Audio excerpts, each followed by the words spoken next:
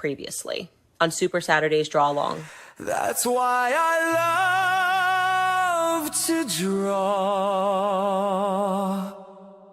and I wanna create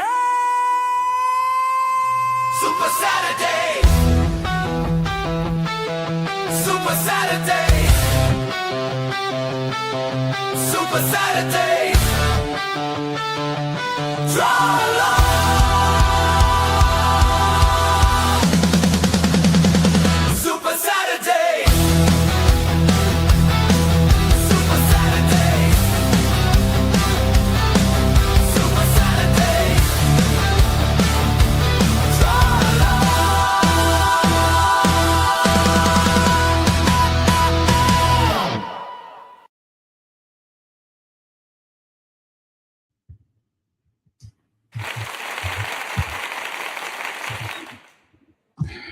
Yes, that was indeed a bit lame. Hello, everyone. Welcome again to Supa-Saturdays. And what a fantastic start that is. Look at the background. You notice anything funny? Indeed. It's the wrong background. It is not Late Night Art Attack. That happened at 1 a.m. this morning. So there we are. Supa-Saturdays Draw-Along with me, Jerome Hinds. Now, here I'm trying to be a producer. That's better. I can add my drawing to the stage. Welcome once again, as I said, to Supa-Saturdays Draw-Along with me, Jerome Hinds. And what we've been working on in recent weeks is the Clash of the Goliaths. We've got the Goliath from the original Avengers. I think this Goliath came about in the late 1960s or early 1970s. And his versus Black Goliath, who came about in the mid-70s. And before we start, let me play one of my brother's doublets, get some music happening. Can we hear that? Yes, I think it's there. Funny, when I listen back to the recordings, the music is always a lot louder than what it appears to be there. Now, I'm just checking to make sure my volumes are there. Yeah. I've been known to start these streams with myself muted. Yes, the best producer in all of Singapore. A good point. Yes, if you're watching this and you're in the States, it's 6 p.m. there in the evening. I'm coming to you from Singapore, and it's 7 a.m. here in the morning. So please excuse my voice if it's sounding a bit dodgy. Well, you see, last night we had a comedy event. In fact, one of your countrymen, a man by the name of Sharon Carter, he's been doing stand-up comedy here for the last few years, and we had a roast of him last night. And I was the host and the DJ, and there was a lot of big laughs. And my throat is still hurting, you could say. It was indeed a very, very good night. So where are we? Yes, we're doing our spotting. Yes. So let me just, okay, here's Black Goliath. Here's his pencils, spotting, yeah. And what we're doing at the moment is we're putting on the large black areas, the spotting. So yes, I'm working, of course, digitally. So I have the benefit of layers. I can switch off and switch things on. Now, just in the absence of being away, I did notice that his color is not consistent. What do I mean by that? Let's have a quick look. If we draw through the object, see his colors over here, correct? If we imagine that we continue this curve, this side is a little bit too low. So what I want to do is, I'm going to come in here and in true, remember COVID, flatten the curve? I'm going to flatten the curve there. And it's further away from his eye, which I like. You don't want nothing too intrusive near eyes. It's what you call a tangent. It's something that's disturbing to look at. So jolly good. I much prefer that. So look at me. I'm actually locking my layer. How disciplined is that? Digital etiquette, I call it. So here, I'm just spotting the areas that will be black. So you can see in my pencils here, I'm going around all of the would-be black areas. I will fill them with black later. And here, got to close this blackness here. Now you may be wondering, well, Jerome Hinds, why are your blacks over there? I'm going old school. The light source is going to come from the point of where their impact would be. So the light source is going to be here in the center of the screen. So his shadows naturally are casted on this side. Make sense? Jolly good. Here, good. And as you saw just now, if you've been here from the beginning, I did come in with the wrong background. I had the Late Night Art Attack background I'm showing. And the reason for that is I was here this morning. Sorry. Yes, very early this morning at 1 a.m. And I did Late Night Art Attack with Raoul Monsieur. And we were drawing a character by the name of Lauren Order. L-A-U-R-E-N, Lauren Order. And it was good fun, but a bit of miscommunication between me and the creator, the writer and publisher, Mr. Dan Sen. Yeah, because of the time difference, I of course told him the day, and I'm 1 day ahead. So he was getting ready to come on tonight. But the good news is we've rescheduled, and Dan will be on Late Night Art Attack next week. Actually, I'll show you what I did earlier today. Here was Lauren Order. She's a pint-sized cop, apparently. And we did our usual procedure. We started with a skeleton. And what I was doing during that session was I was showing that I treat props as a major part of a construction. So even at the point of skeleton, you see the sticks in our hands. Then I put in the basic shapes of those. Then we flesh her out.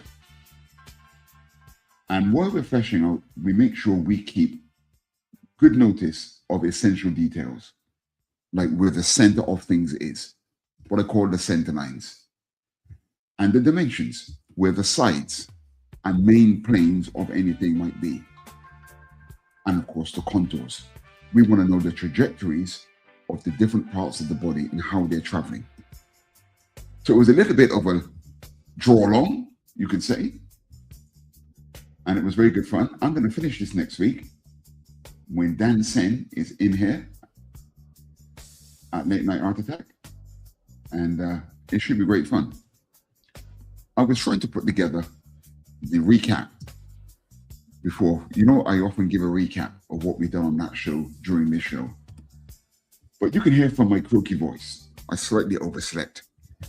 I couldn't do my preparation yesterday before going out because the comedy event that I just mentioned, it started soon after I finished my stream on Late Night Art Attack. So it was a mad dash out of the house because I had to set up the microphone systems and that kind of stuff. Funny, the music that you're listening to, this kind of reggae dub music, I used to play this kind of stuff when I was younger in my brother's sound system, Emperor Tone. And there, I gained quite a lot of experience in setting up sound equipment, speaker systems, what have you. And that skill was becoming quite useful. Setting up things like comedy shows in that. I'm quite a dab hand at sorting out sound issues. Though last night, the mics that I took with me stopped working. And I actually ended up using the house mics, which weren't the best normally. But the guys there managed to sort them out and all was well. It was a really funny night, actually. It was a roast of Sharon Carter. As I mentioned, he's leaving Singapore now. So a lot of the comics on the scene, stand-up comics, all came out to give him a good roast. And the way Sean roasted us back, as I said, he's a U.S. countryman, right? He's born and bred American. And I mean, he's a black guy. And he's got that, that classic black American roasting style. He absolutely destroyed us. But the audience had a great time.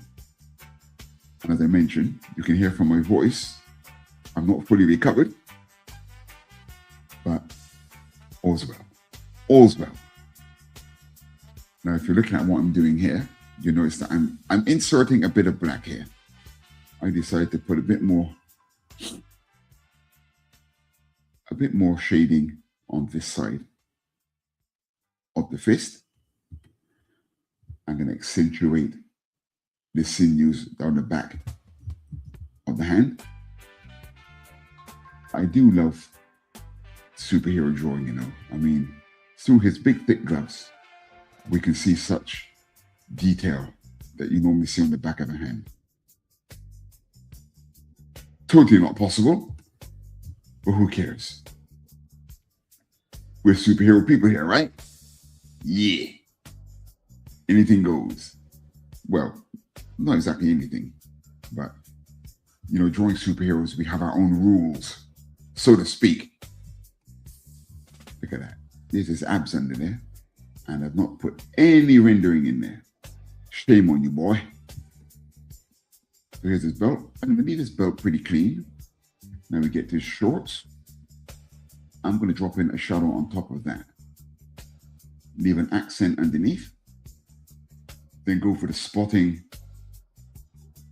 just below here. Some classic creases in the pants. I'm going to take another line up here. Remember, the light source is coming from the center, the point of impact. And then I've got a comment here. Could that be the producer? Oh, yeah. What's up, Pops? I mean, Pops is just checking that I'm awake, because I never lived down the time. I have to confess, I overslept. That was after a bit of a naughty night again. That was after some sort of social event. And I'm not a big drinker, but you could say I had a few too many. I was not drunk, but I was just too sleepy. If I drink a lot of alcohol, I don't actually get drunk, so to speak. I just get sleepy. And don't have a good reason for oversleeping. Just have an excuse. Or is it don't have an excuse but have a reason? Whatever. Anyway, that was the only late night art attack that I failed to show up.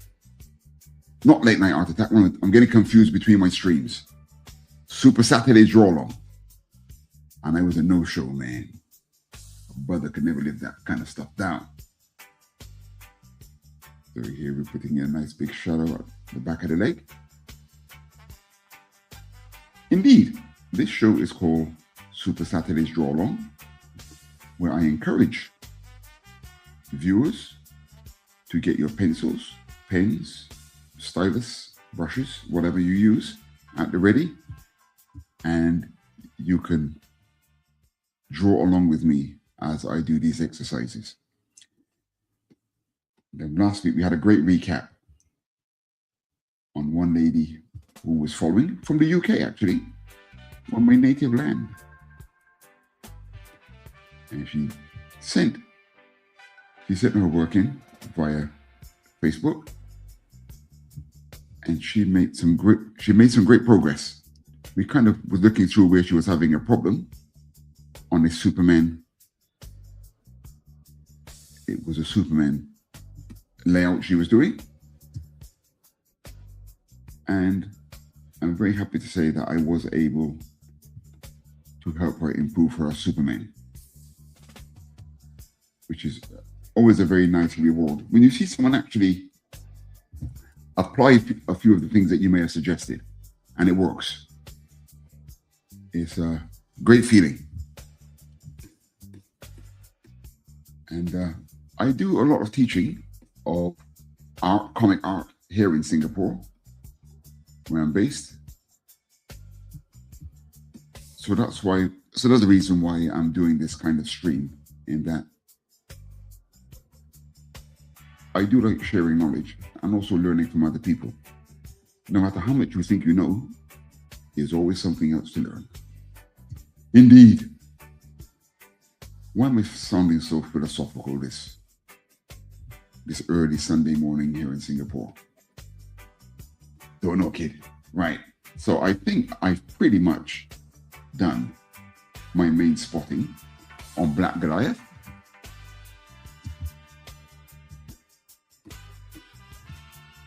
Yeah, I am pretty much there with that. I'm now going to do, first of all, we're working digitally, correct? Indeed we are. We're working digitally, and I have a few rules, a few things that I like to say here. One of which is, if you're working digitally, you must Save. Indeed. When we're sketching, we have sayings for when we're sketching, but right now we're inking. So I've saved. And let me just check that I'm recording my time lapse. Hold on, let's have a look. I saved. Let me check my time lapse. Yes, I'm recording time lapse. Good. So there we've got the main key lines of the spotting for Black Goliath. And I'm just going to put in I put this bit of black in just now, and I'm going to put in a little bit here as well. So now I'm going to spot original Goliath. So let me switch off Black Goliath. Here's original Goliath. Here's his spotting. And you'll notice now the light source is coming from in front of him, correct? So let's go in and put in our spotting. How do I abbreviate? Yeah, I just called it spotting, didn't I? Did I use any abbreviation language? I can't even remember my own process. I was constantly fine-tuning my processes, actually. If I find a better way of doing something, I might apply it. But nope. I put SP or the whole word spotting. Good. Now look at that. I'm actually going to lock. I'm going to lock my layers. You're never too experienced to do something on the wrong layer. This is a new chapter for me. I'm very guilty of not locking my layers. And then screams come from the bowels of my studio where I have inked on or done something on the wrong layer. Let me just make my spotting a little bit lighter. There, here we go. See, I just did it on the wrong layer. Absolutely terrible. There we go. Yes. I've decided to add a bit more black to this tricep shadow here. Now this part of Goliath is his skin. So the amount of black that you put here has to, there's no hard and fast rule to this. You know, you got a dark part of a costume, you may want the blacks to be particularly large, you know, quite full. And when you get to skin, of course, if you make the skin of the character too dark in comparison to the costume, then that can be a problem. And I don't know about any of you artists out there. Quite often when I get into a bit of work, the longer I've been working on it, the more excited I get about the inking. And I have to keep myself in check. I can end up adding more detail as in when I go along on the piece of work.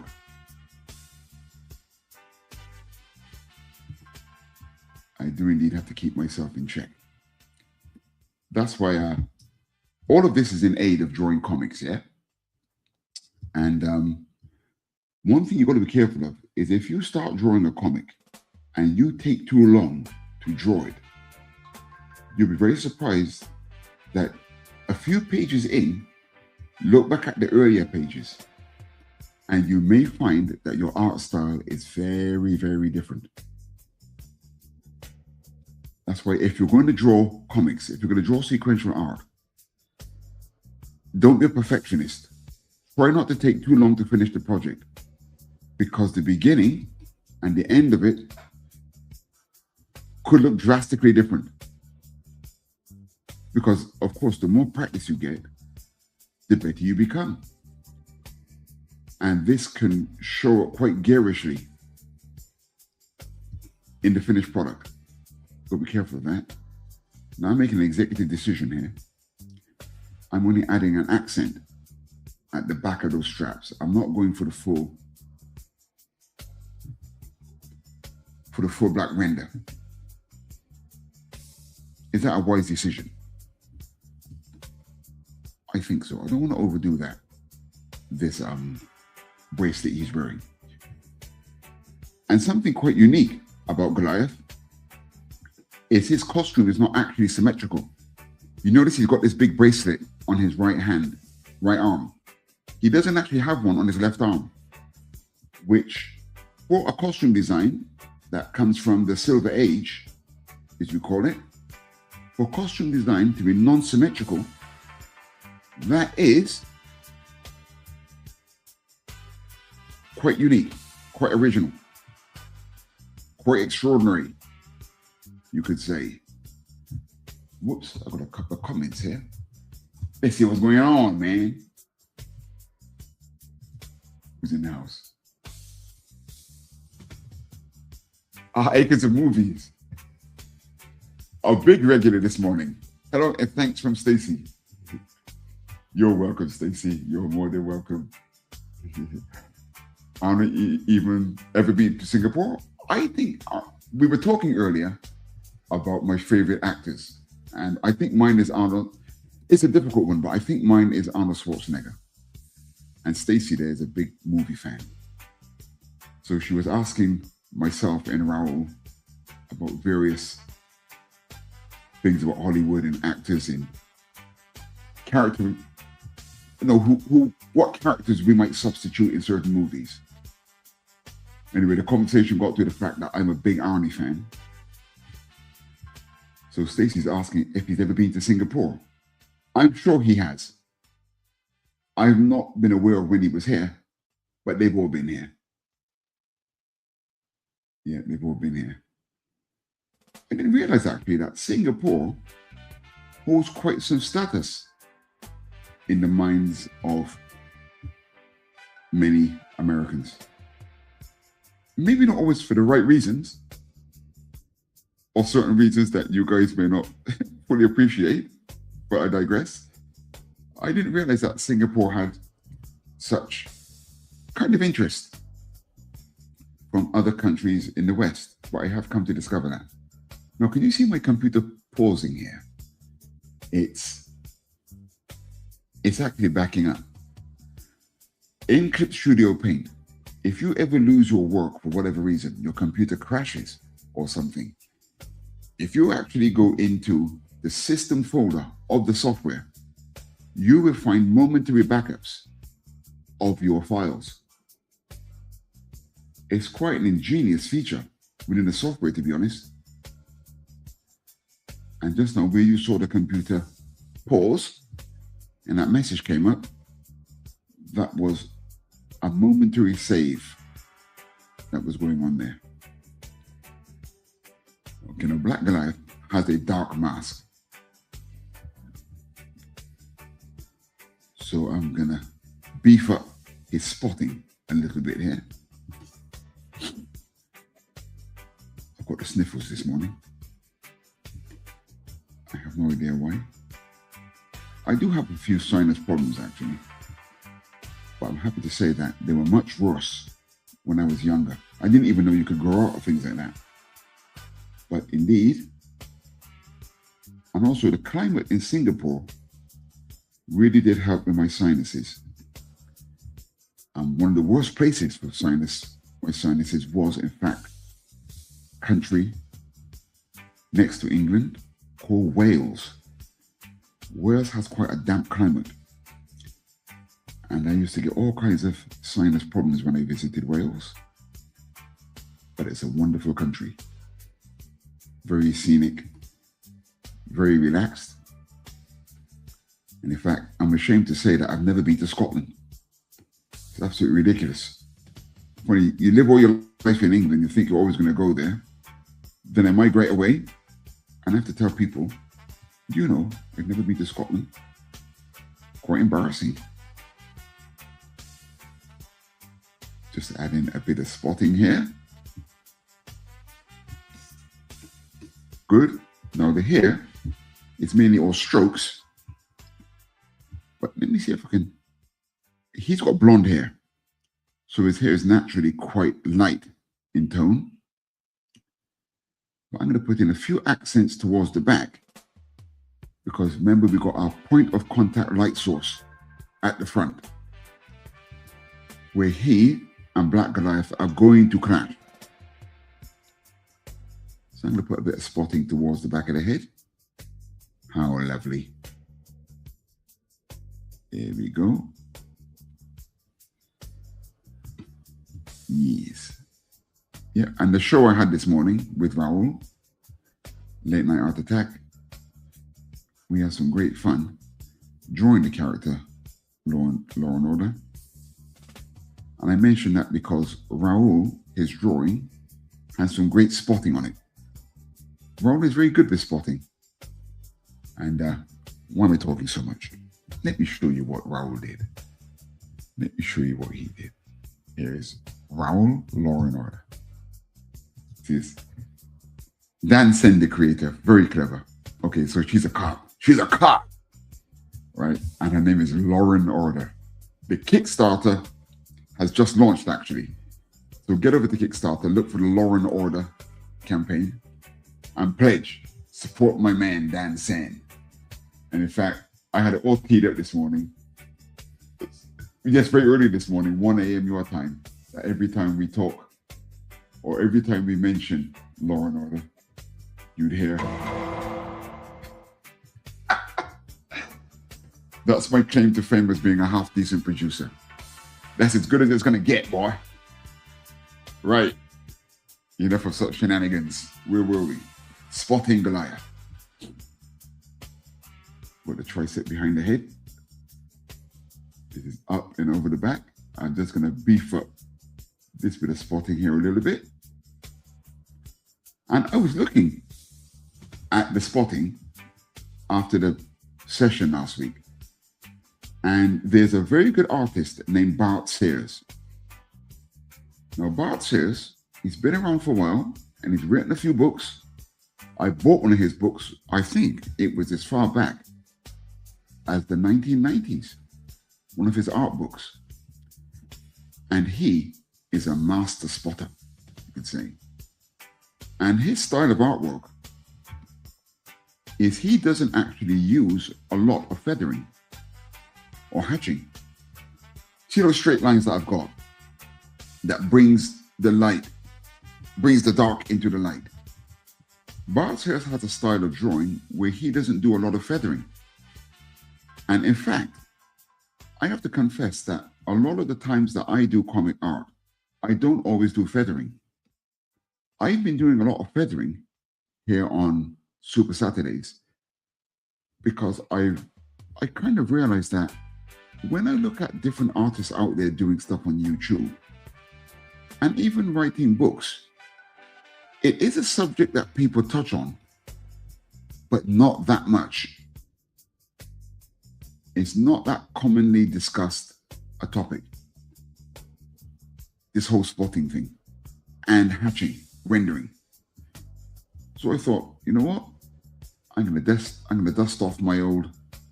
I used to be a real hatch man. I was a real hatchet man, you could say. But then in later life, I came to discover spotting and not a lot of hatching. It is it is a very nice effect in its own right. And something that I came to discover in later life as well, that never crossed my mind before, but drawing various things with a different style. I thought an artist could have one definitive style and never deviate from it. I still don't think that's wrong, but I've personally found some great satisfaction on adapting certain styles depending on the kind of character or book I'm illustrating. And my Supercross comic, title name Supercross, that goes out via Thunderzone Comics, that's the publisher that's ran by Dan Sen, who we were just talking about. My Supercross comic, what I did in that is a 6-part mini-series. Currently, late pages are still available at the Kickstarter campaign, where it's Supercross with 4 other great titles. When I was producing that book, I decided to only spot the bad guys. So only the bad guys have solid blacks. The rest of the cast, all of their darker areas comes from the coloring, not the actual shading. And it was just one of those things that I decided to do just as an experiment.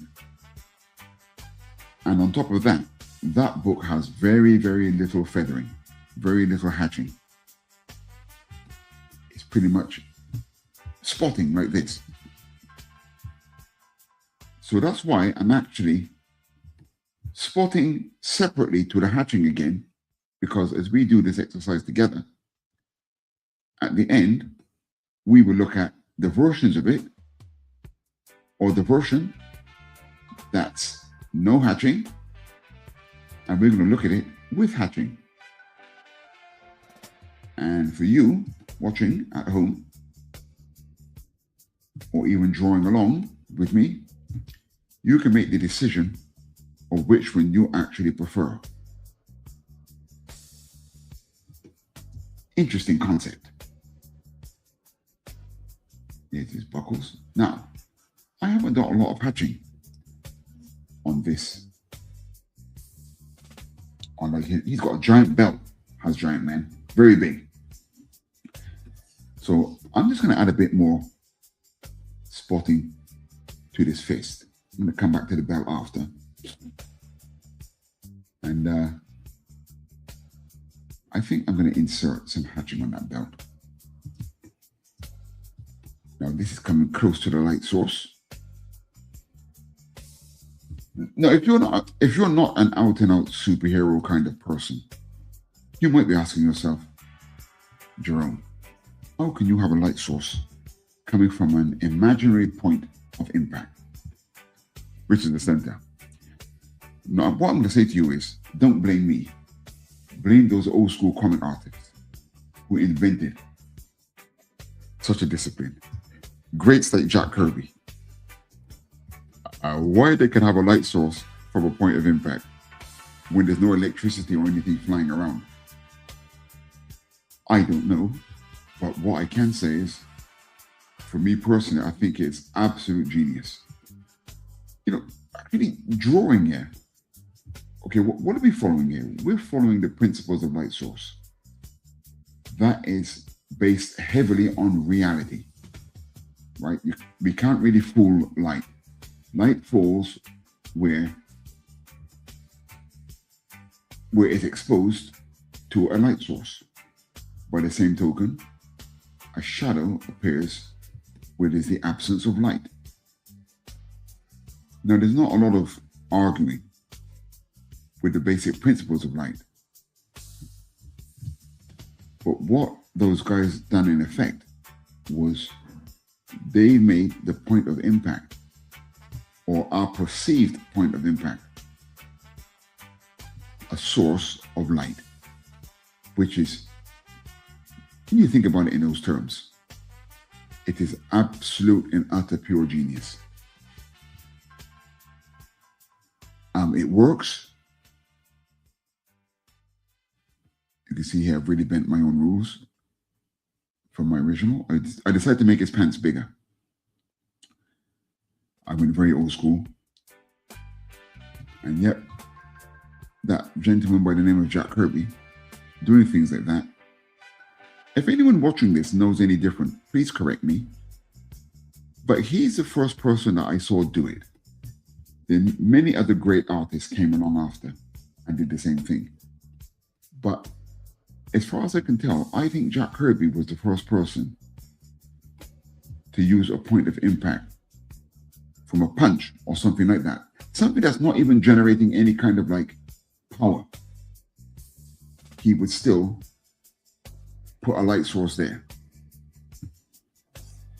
I mean, but you can kind of understand where it comes from. Because do think about it. A lot of those guys would draw something like, for example, old Western, outback of America comics or war comics. So if you're drawing a lot of war stories and there's gunfire, there's going to be a lot of light sources generated from those scenes. But of course, yeah, right, there's gunfire involved. Now, if you start treating a fist as a source of impact, I can understand you might be left with an idea. Why don't we keep the lighting as if maybe it was a gun that was being shot? Or a blast from a hand, which might actually emit light. Very interesting concept. Now I've got to be careful here with this shadow because this is actually facing into the light, but I still want an accent there.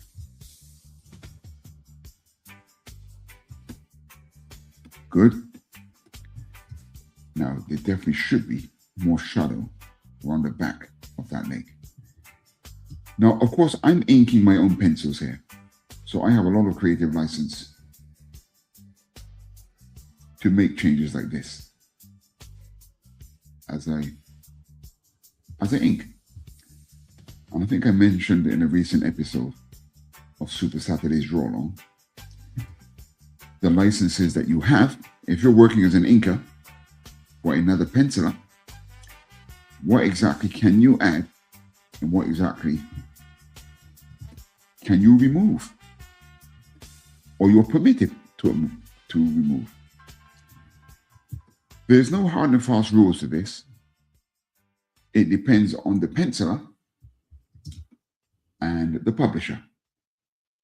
But one thing that's broadly accepted is if you, whatever the penciler does, if you as an inker can make the light sourcing really work, if you can make the artwork really pop, I think that's generally received as being constructive changes.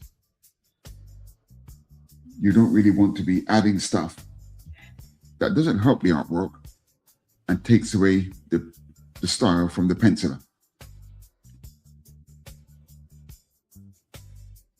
But generally speaking, if you can help the artwork to pop, which normally comes down to some sort of aspect of line work or lighting. I suppose the most basic one is you get your key lines on your character figure so it stands on top of what's behind. And you, of course, also keep your inner detail more fine than your outer detail, so the character stays quite defined. These are some basic things that are like quite universal, that as an inker, it's kind of your job to ensure. You're going to make sure like, things don't get lost in the background. Lighting, as I mentioned, is firmly established.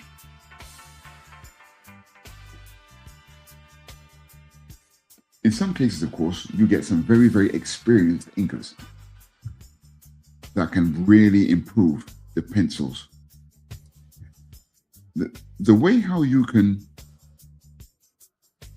really judge an inker, very simply put, is have they improved the pencils?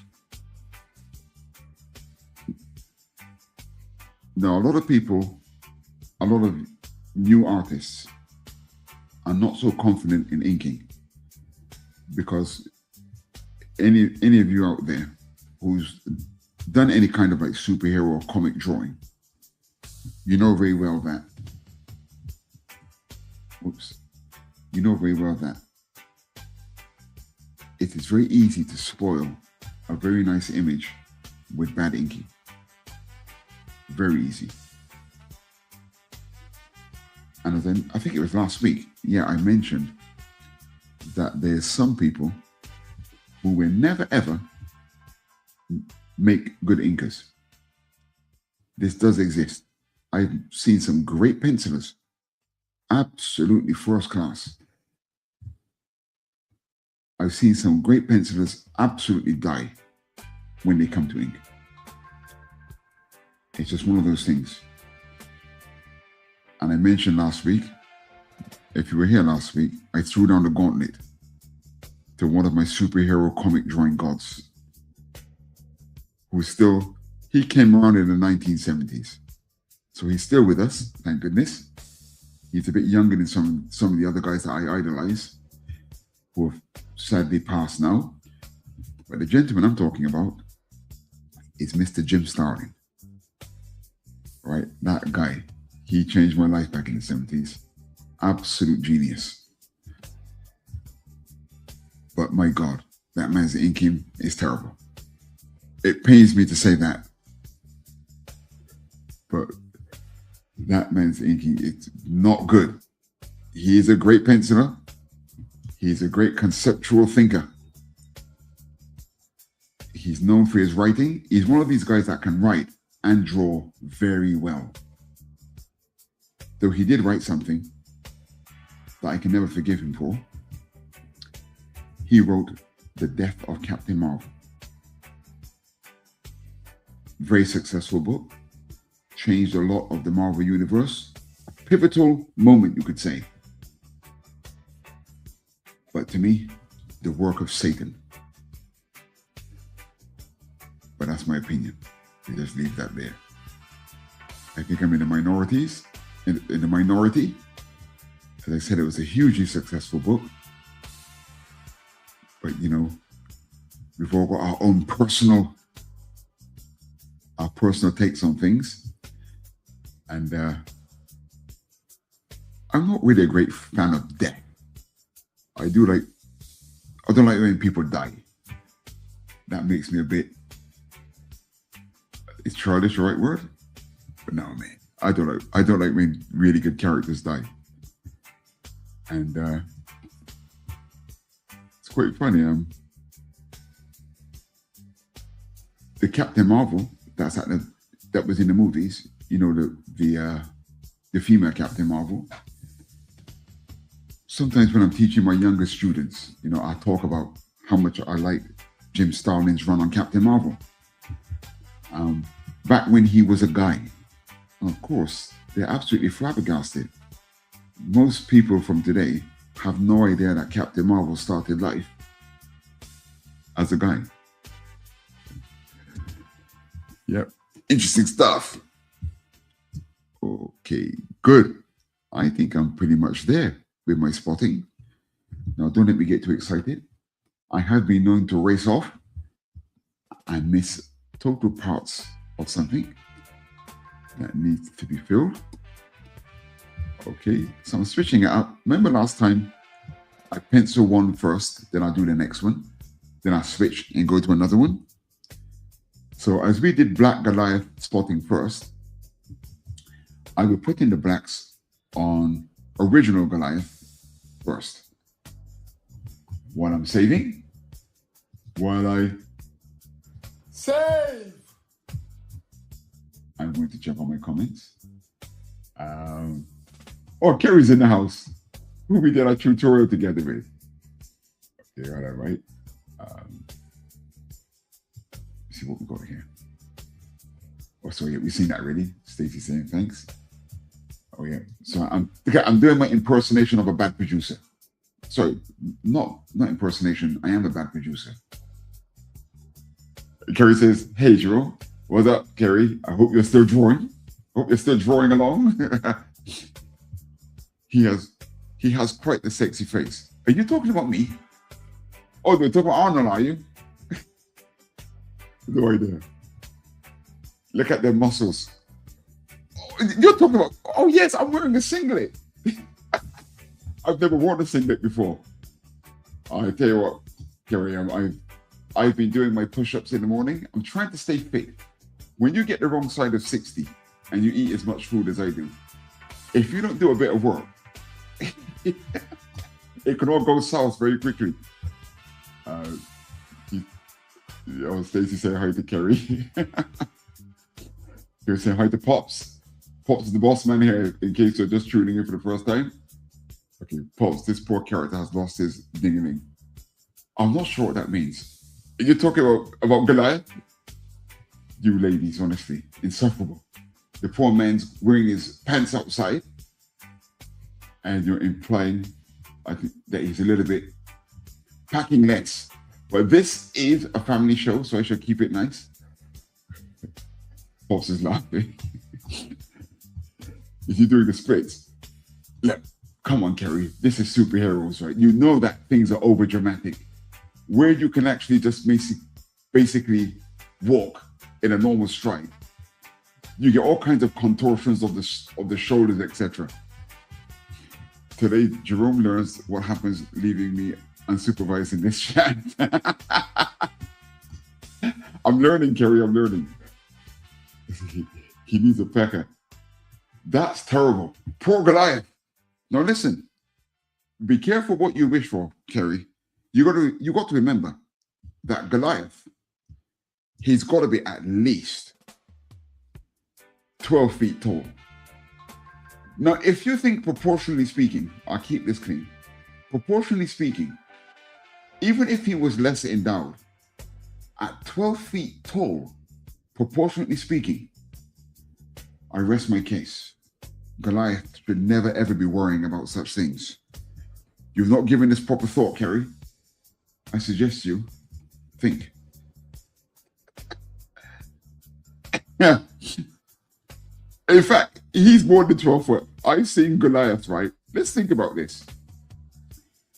He's huge. Sometimes he's bigger than a building. Yes, you think about that, Kerry. Can you actually criticize a man, proportionately speaking, even less well endowed, proportionately speaking, at 50 feet tall? I think Goliath's all right, man. I digress. Let me put my blacks in. Enough of these shenanigans. Right, here we are. So here we are in our spotting layer. So now, what I can do is I get my paint bucket. Now the paint bucket in Clip Studio Paint isn't as sensitive as the Magic Wand tool. But, okay, you're gonna find here some parts, right? I've forgotten to close certain areas, like here. I need to put in another line under here to close this area. Now, I'm actually what you call an etiquette Nazi. What do I mean by that? I do like to keep my artwork tight like a tiger. See here? Now, can you see, if I zoom in, can you see little bits of area where the paint bucket cannot creep in to those very small areas where the inking is, to us it looks black and white, but it's a bit ambiguous. It's a little gap there. You must remember to go in and fill in the blacks. Now, some artists might not do this. And imagine the voice of Thor. I would say to them, be gone, spawn of Hades. You must not leave little, okay, I'm being very pedantic here. When this book is, if this was in a comic, after printing this stuff, that probably wouldn't be visible, right? But can I see that? I need to put an accent in here because I want that piece of detail to come through. But no, even if you wouldn't see that, these slight anomalies, I do like to keep things tight. As Austin Powers would say, tight like a tiger. Yeah, that's better. I'm here with you for an hour and a half. Supa-Saturdays Draw-Along is from 6 to 7:30 Eastern Time. And coming up soon, exclusive to the Madness, excuse me, exclusive to the Madness Entertainment Group, I've got coming up on Roku something called Pack. And I'm really looking forward to that. And in fact, let's do some shameless plugging, shall we? I'm going to play you the trailer from Pack, which is coming up soon. I almost call it Plaque. Now, it's not about bad teeth hygiene. It's called Pack, P-A-C-K. So let me play you the trailer or the opening credits for Pack, which is coming exclusively to Roku in the very near future. And look at that. I'm making promises that I can't keep. Ah, yes, here we are.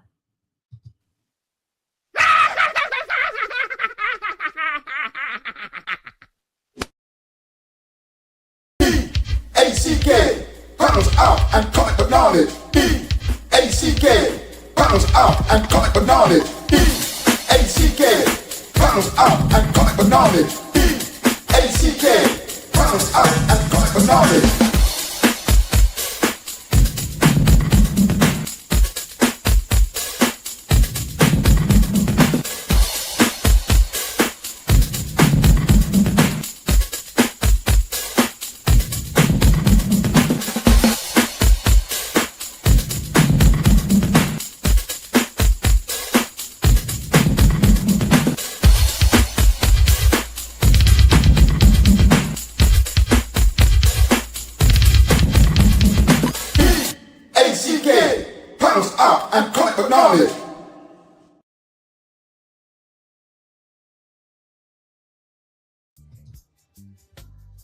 So you saw that and you heard that. So yes, what it's going to be, there may not be so much drawing during Pack, but it's going to be a lot of the more technical stuff.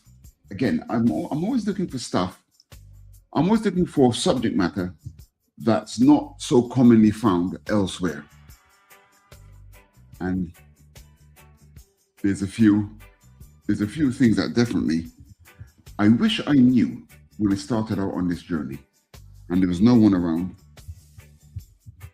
to tell me some of this stuff. So here, we're just putting the spotting in the hair. Put a shadow in here. Now, if you do spotting with no hatching, as I mentioned before, a gentleman by the name of Bart Sayers does that. It is not so easy to do it for hair. Not impossible, but hair without hatching can look a bit odd.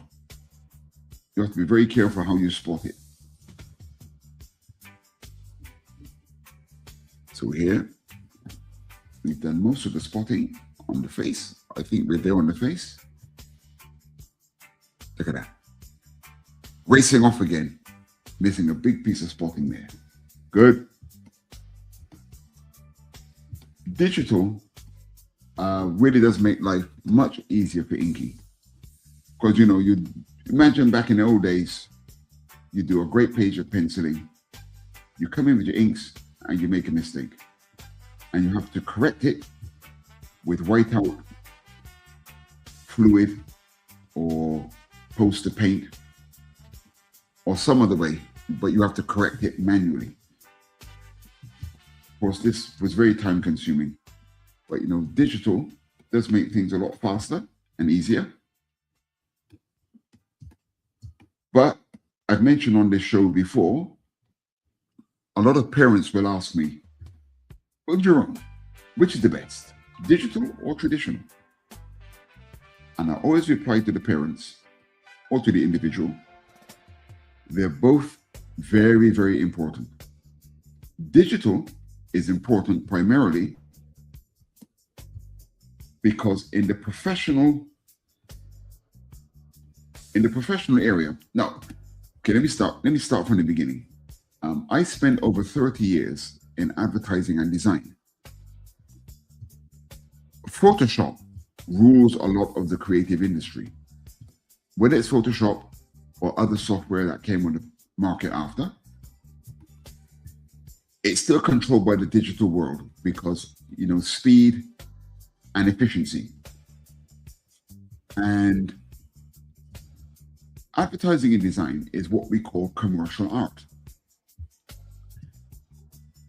It is not fine art. So with fine art, we tend to be a bit more fussy. We do things from the soul. If something doesn't make us feel good when we're doing it or feel right, we have a natural tendency to go against it. But of course, when you're dealing with commerce, you're dealing with speed and efficiency. These are words that a lot of creative people don't like. So when it comes to the question of comic art, which is the best, digital or traditional? The answer is you have to, ideally speaking, you need to know both, because the digital is for the commercial side of it. The publisher, the speed, the ease of work. You work digitally, someone can scan their pencils and send to you. And you can ink traditionally, but you're going to receive an electronic file. It's not going to be on paper. You can receive the electronic file and ink traditionally, or you can indeed ink digitally. These are the advantages of digital. Where things get dodgy with digital, or only knowing digital, is if you attend a comic convention or a live event. If someone comes up to you, the ladies that we have watching, I use you as typical guinea pigs. A lot of females who commissioned me at comic events, they often ask me to draw bad guys. Loki is a very common commission. And of course, if someone asks you to do something at a comic convention, the chances are they're not going to be happy with a digital sketch. Right? They're going to want it on paper. So no matter how much money you're making digitally, even professionally, if you cannot draw traditionally, if you can't do it old school, you will lose out on a lot of money. So you could be doing a great job digitally. I would still advise you to make sure that you do not drop traditional. Unless you have no interest in ever doing a Comic Con, then you can pretty much stay digital all the way through. It doesn't really matter. But if you're gonna be drawing live, you have to know traditional as well. Okay, now I'm just making some more executive decisions here. I'm going to put in a bit more black behind here. Just check my messages, or I think a couple have come in.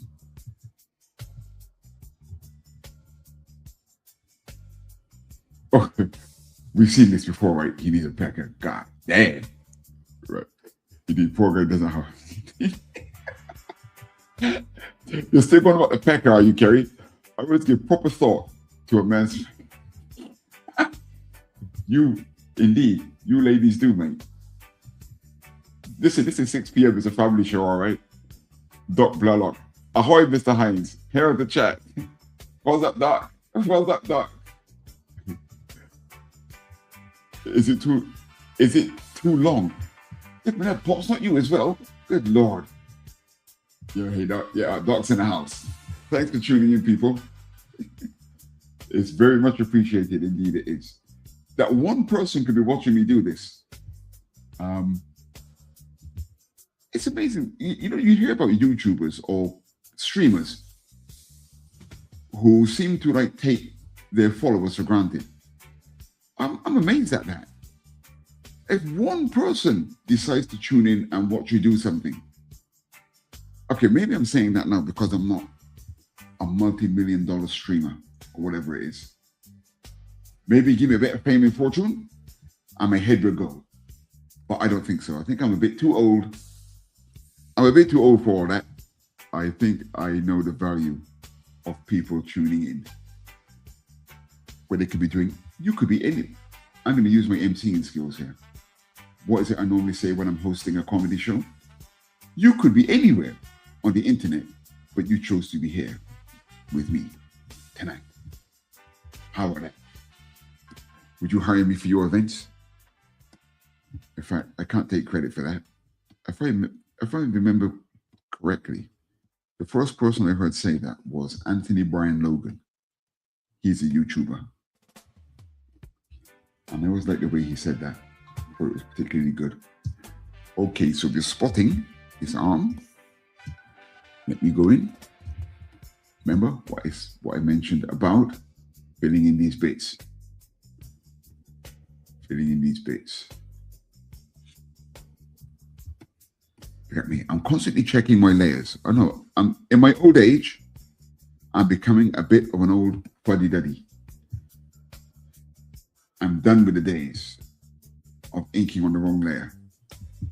I've done some terrible stuff in the past. In fact, once when I was a creative director at an ad agency here in Singapore. This was years ago. You're talking about, this is close to 30 years ago, yeah? So this was when Photoshop, okay, I wouldn't say Photoshop was new, but there was a young artist, fresh out of college, came to join my team. And I noticed that he would, okay, you know you can have a file, yeah? And you can copy the file and work on the copy, or you could open the original and save as. So you got your original file open, but you... I didn't catch that. Sorry, my Siri just invaded my computer. So what was I saying? Yes. So you know you can open a file and save as, correct? But I find that to be very dangerous. So I says to this guy, right, his nickname was Next. His name was Tan Chuan Beng, right, Chinese guy from Malaysia. So Tan Chuan Beng was a fantastic digital artist, very good. In fact, he colored my first comic. I got him into comics. How about that? So I got him into digital coloring, right? So anyway, he was working on various files, and he would always open the original and save as. And I says to him one day, Next, that is very dangerous what you're doing there, right? Just copy the original on the desktop and work on the copy. And he goes, nah, it's all right, it's all right. Then one day, I heard a scream come from his studio, from his room. And without asking any questions, I knew what he'd done. He'd open a file that had a lot of work in it, and you know what he did? He did what I always tell you people at home to do digitally. He saved. Past tense. He saved and overwrote the original. And I couldn't help laughing at him. He had to stay back, I think, over the weekend to recreate the original file. So anyway, how did I get onto this subject? You know, I can't even remember why I'm telling you that story. God, I'm getting old to tell it. I think I've seen a few more messages come in there. Are they still talking smart? Let's have a look. I think I saw some comments come in, did I? Or was I imagining that? Yeah.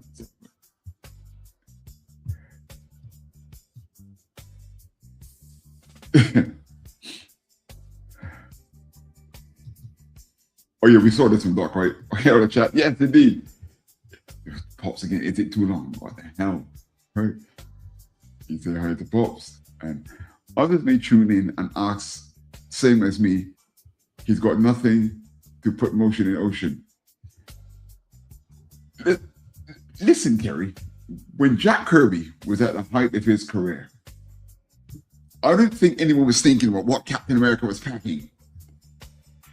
Right? I'm sure it didn't come up. You modern readers, terrible. Your minds are in the gutter. Now, focus on muscle structure. Not that kind of muscle. Things like here, the lower calves. There. Look at the shadow in those boots. No one's thinking about such things. Let me go in and do my cleanup. Okay, there should be a shadow in here. And he's got bobbles on his boots. There, doing a nice cleanup. The time lapsing, you see this momentary recovery, what I told you about the backup files. The time lapse causes the computer to also lag, because I'm recording this for the recap. But I'm working on a pretty half decent Mac, so I have got quite a lot of memory space. Now Raul, who I do Late Night Art Attack with at 1 a.m. on a Saturday morning, very early. It is indeed an extreme late night art attack. Right, Raul, look at that. I forgot to put that accent in. Terrible young man. Well, terrible man, lesser than young. Let me accent that like so. Is that correct? Yeah.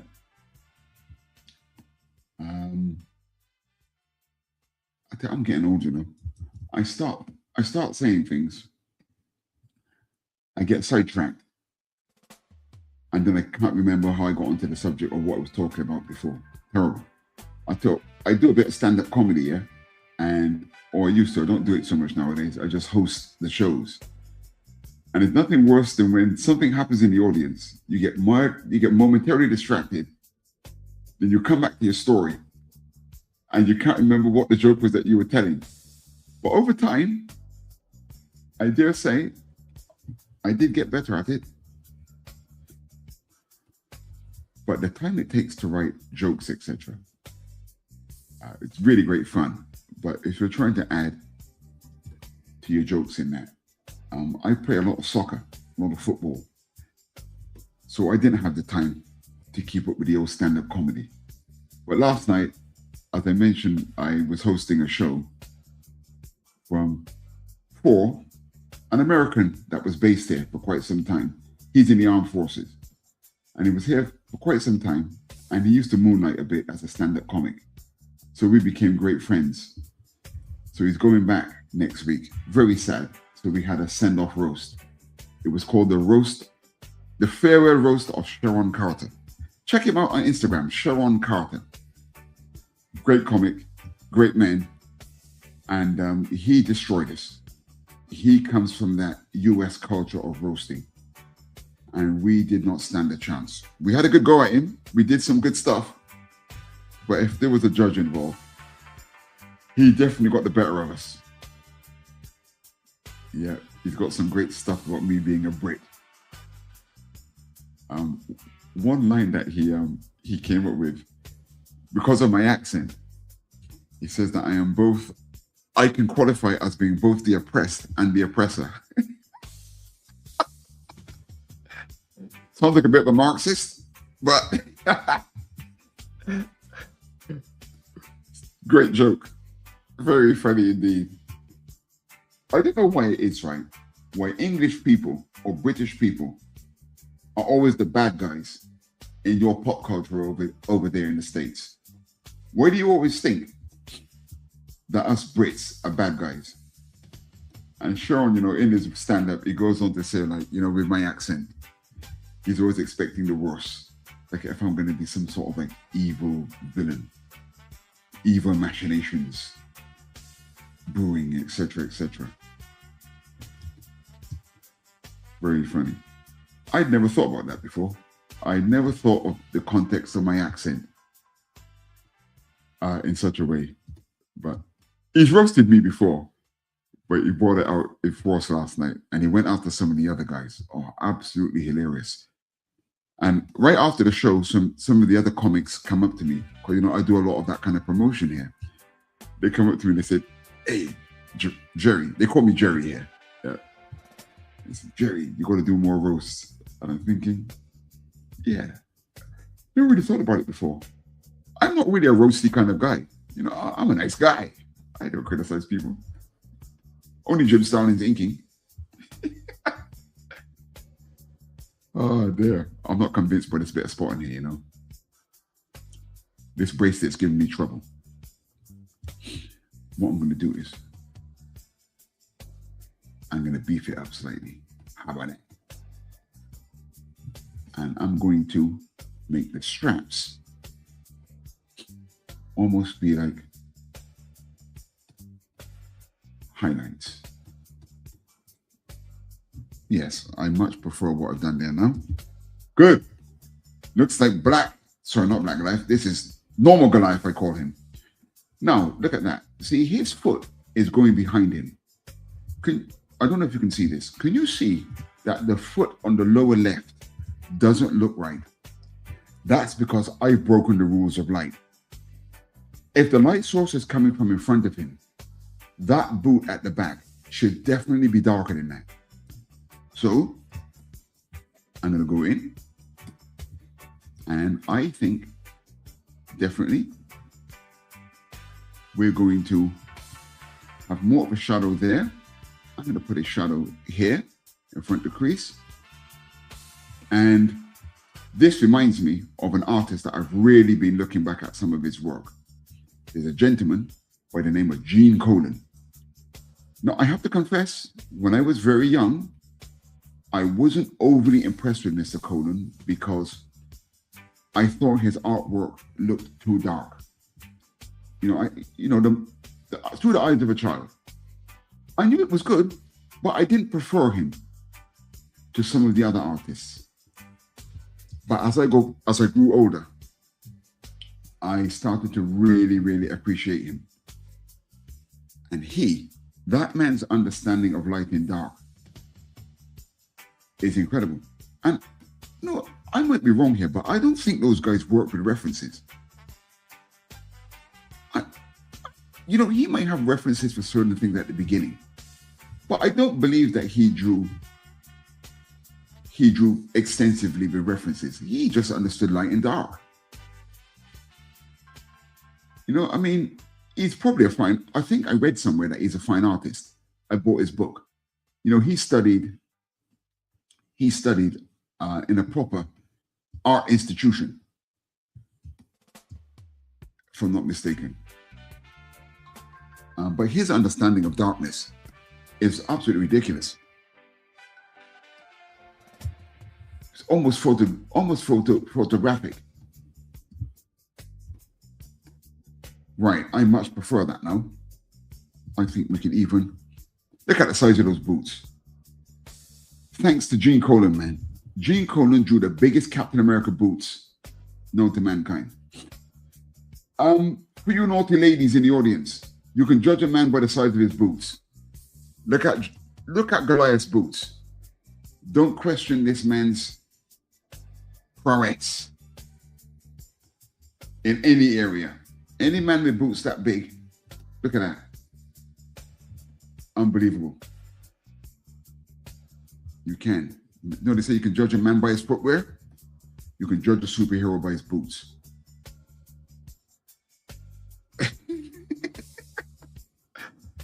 And Gene Colan was one of the first artists to draw Captain America's boots. Absolutely enormous. One thing that I've always liked about Black Goliath, when he came about, was to see his boots are a bit similar to that original Goliath's. So, okay, we spotted original Goliath. And a second, this chat. There's a bit of naughtiness going on over here again. Let's have a look. What's this thing here? Others may tune in and ask, same as me, he's got nothing to put motion in. Oh, sorry, I read that already. Others like who? Who else comes in here, right? Checking out my superheroes. What they call it in England? A lunchbox. That's nice in. Censored. 2026 women read comics too and have visual needs in our comics too. Good Lord have mercy. Such visual needs with the Goliaths. I've never heard such a thing. The media affects any country's views another. Ah, yes, it does indeed. Roast dinners are the best. I tell you what, there was a big comedian last night. Right, he's quite new on the local comedy scene. A guy called Shabir Alessandro. Good comic. He's coming up, right? He's really good. And he's a big Indian guy. And Sharon goes after him last night. And he says, when Shabir came to the roast, he brought his own plate. The audience went berserk. It was really, really funny, man. It was a great joke. Oh, dear. Right, now, where am I? Yep, we're going to be spotting Black Goliath. All right. There's some shadows going in here. Remember what I mentioned about the more you do something, the more excited you become and you start adding more detail. I can definitely tell that I spotted Black Goliath first because, sorry, I forgot to close these areas. See? This, his heel under there, we wouldn't see any light. And I'm going to put a shadow. His boots are yellow, so they're not dark. So you got to be careful spotting. You got to be careful spotting areas like yellow. I'm going to put a shadow on the underside of his boot. And then come in. Remember what I mentioned about spotting etiquette? Do not leave garish bits of white showing. That's no good. All right. As we move up.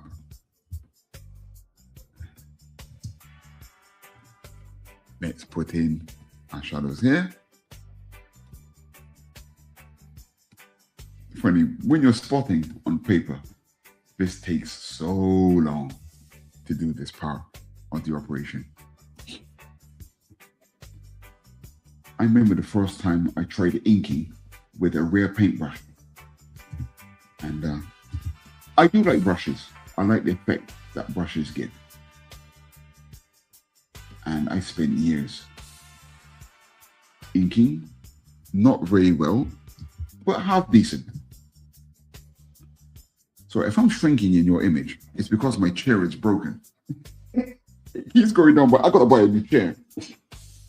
And it gets lower and lower and lower. You say, maybe I'm Goliath. Maybe I'm shrinking back down to normal human sizes. And you ladies out there, don't be thinking about such things about Goliath and shrinking or shrinkage. There, my chair's come back up. It's risen to the occasion. So where was I? See, I forgot what I was talking about again. If it sounded interesting, please drop a note in the messages to remind me to carry on with whatever I was thinking or what I was talking about. Because I can't remember. I was talking about something, but I got sidetracked by my chair, sending me down. And look at that. That is terrible stuff. There. And I'm going to drop in a bit of a shadow on this leg muscle here. How are we doing for time? Oh, only 11 minutes left. Oh, man. This hour and a half goes really fast. No, I showed you a trailer for my show that's coming up on the Madness Entertainment Group called Pack. It's going to be on Roku. And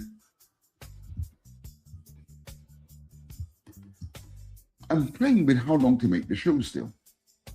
At first, it was going to be 1 hour. But after compiling the first episode, it's pretty intense. So it might only be half an hour long. I've not really decided yet. But, whoops, look at me. Yeah, good.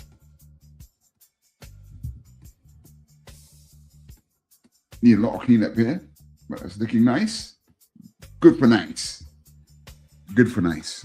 That is what one of my sons, they got their own language, you know. They make up things. Sometimes kids say things when they're very young that you just can't help repeating through the years. And my son would say, good for nice.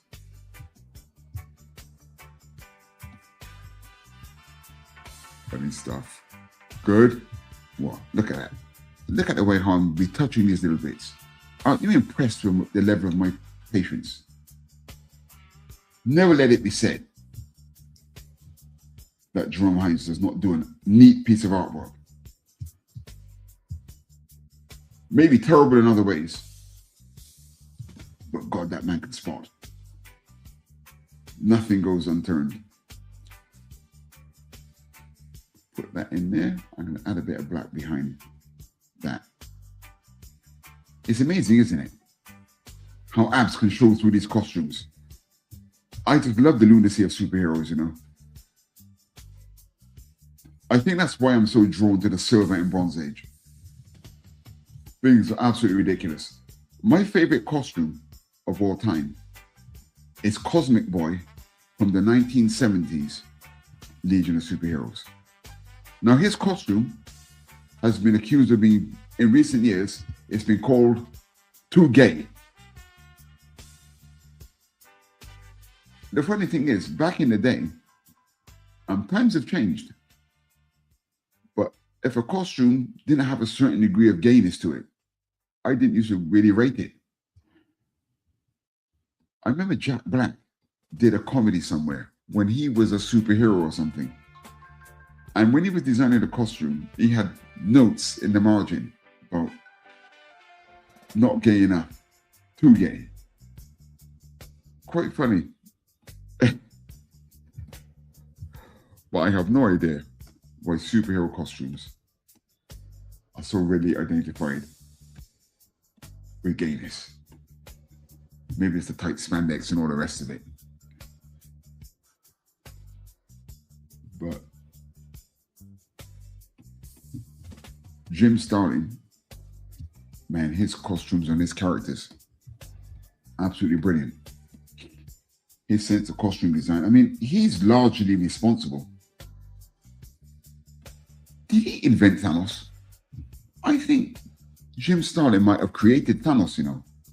I don't remember seeing Thanos before the Captain Marvel crossover with the Avengers and Iron Man. Characters called the Blood Brothers. I don't remember seeing Thanos in Marvel Comics before he popped up in Captain Marvel. If anyone watching knows anything different to that, let me know. But as far as I can tell, I think Jim Starlin created Thanos. And if you see the size of Thanos' boots, ladies, I urge you, check out early Thanos. And if you believe what I said to you about you can judge a man by the size of his boots, you should be well pleased with Thanos.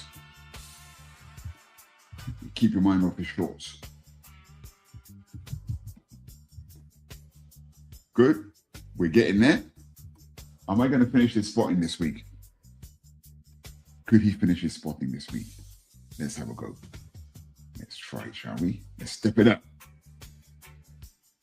Stop talking so much, boy. Good. It's going in. It's the touching up that takes time. Now let's zoom in. Getting close. See what has not been picked up by the paint bucket. Last night, me and Raoul, we got into it so much that I didn't even get a chance to play any trailers. At the end of the show, we was put an accent in there. we went right up to the last hour. There's a technicality. We have to try and keep the shows to 2 hours or less because it helps with the algorithm in producing shorts from there. So going over time, I'm going to add a bit more shadow to the side of his face. An accent here.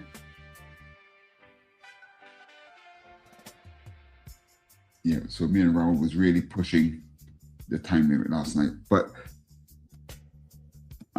Raul completely finished his drawing of Law and Order, and as I showed you earlier, did some great spotting. It was a really good show. Had a lot of fun last night. Or very early this morning to you guys, but that was the afternoon for me. That was just after my afternoon class, or my morning class here in Singapore on a Saturday morning. Well, 9:30 my time, about 8 p.m. your time.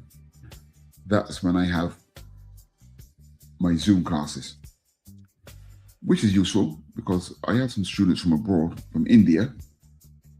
That was one thing that came out of COVID that was kind of nice, that I discovered that I can have students that are not even in Singapore because of Zoom. And I tell you what, when you're checking someone's work, you see, if someone's got some dodgy detail going in, when I share screen on Zoom like this, it actually makes teaching, digital in particular, is very helpful for digital lessons.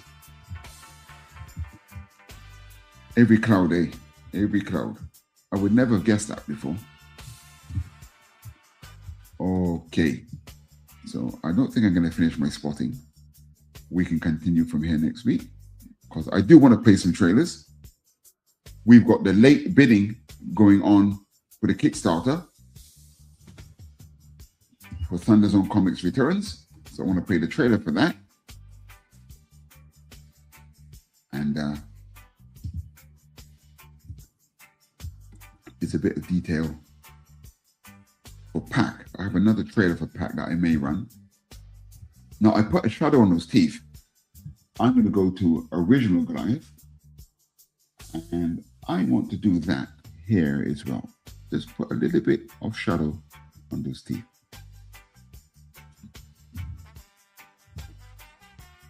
So we just got this leg left.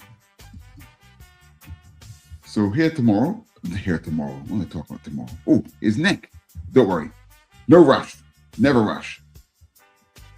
We, with ink, we will spot the rest of Black Goliath next week. Have we got any messages coming? Let me check. No, I think they're still good. So let me have my hand up. Producing again. Yes. So thanks for tuning in once again. You can see we're getting close to the end of the spotting. We will. I just make my image big again. We will continue the neck area of Black Goliath next week. See, the spotting needs to go in there. Then we will get to this lower leg, this lower part, sorry, of the body, the leg. And as discussing, the light source is coming from where their supposed impact is going to be. But we'll continue this next week. Thanks a lot for tuning in. Big thanks goes out to Doc and the naughty ladies in the house. What is Goliath packing? I never heard such nonsense. Anyway, it's been great once again. I really do love doing these Supa-Saturdays Draw-Alongs, and the time just goes so fast, doesn't it? 1.5 hours. So quick. It's been great fun. I'm going to run a few trailers. Hopefully you can support some of the publications that we're involved in here at Madness Entertainment Group and me personally. I will see you back here again next week, 6 p.m. Eastern. Peace. Ozzy, what are you doing? Come and have a look at this lovely book that was sent over. You're rapping in the perpendicular.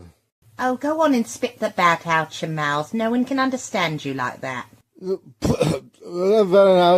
hi to 5 dentists and all. Oh, well, that's not much better. Ozzy, why don't you sing to me? I can always understand you when you sing to me. Fucking my brains. What is this my publisher sent me? Inked in black with art so sweet. So what do you think? Do you like it? Oh, Lord, yeah.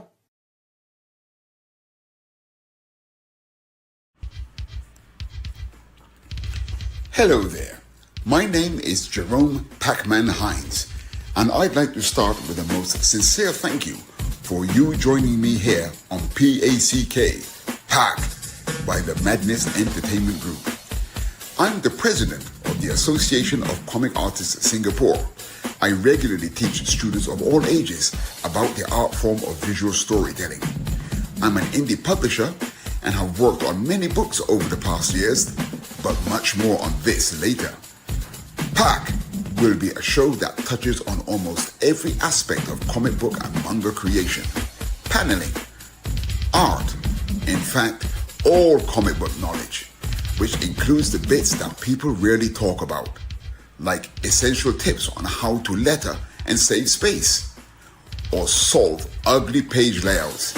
If only we all knew what we later discover as adults, eh? Now, do it!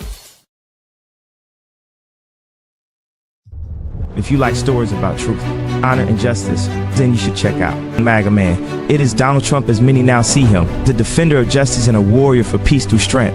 MAGA Man is an all-American style 22-page comic book, so get over to fundmycomic.com and support the culture of truth, honor, and justice. With MAGA Man, the most needed hero of all. MAGA Man.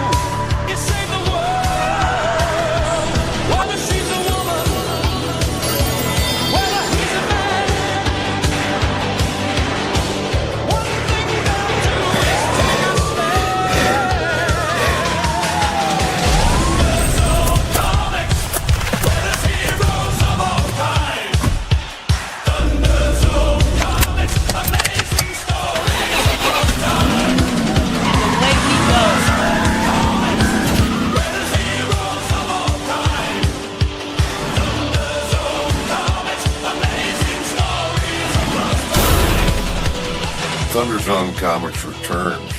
5 all-new comics, Sumo Boy, Weirdo, Marshall Strong, Big House Blues, and Super Cross, plus a free how to draw characters from the Thunderzone. When you back all 5 new releases, the Kickstarter campaign is live now.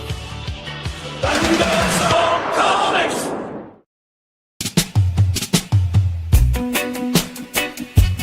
Supa-Saturdays. Supa-Saturdays. Supa-Saturdays. Draw-Along. Supa-Saturdays. Supa-Saturdays. Supa-Saturdays. Draw-Along. I love heroes, no matter their age and no matter their size. I wanna be a hero, that's why I love to draw and I wanna create. Supa-Saturdays. Supa-Saturdays. Supa-Saturdays.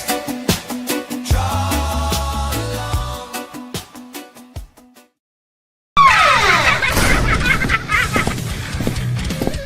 If you missed the live viewing of any Meg production, you can find all our content on Roku or as a member of this channel. Madness Entertainment Group.